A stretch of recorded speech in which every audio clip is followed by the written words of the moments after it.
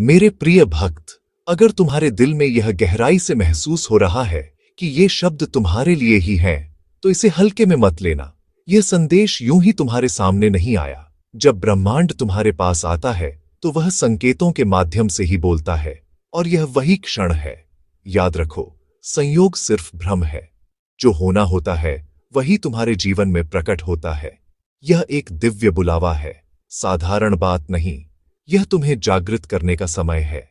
अब तुम देखोगे, जिन चीजों में पहले मन लगता था उनका प्रभाव धीरे धीरे मिटने लगेगा। तुम्हारा ध्यान अब तुम्हारे असली उद्देश्य की ओर खींचने लगेगा।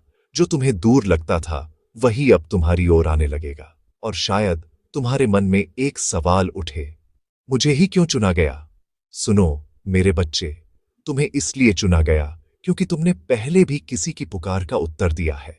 तुमने बिना शर्त प्रेम किया है।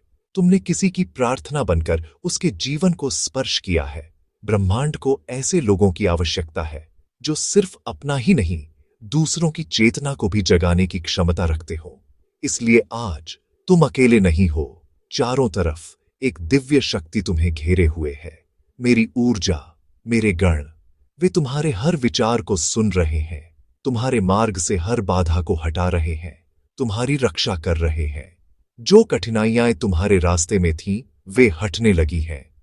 जो अवसर तुम्हारे लिए बने थे, वे तुम्हारी ओर आ रहे हैं।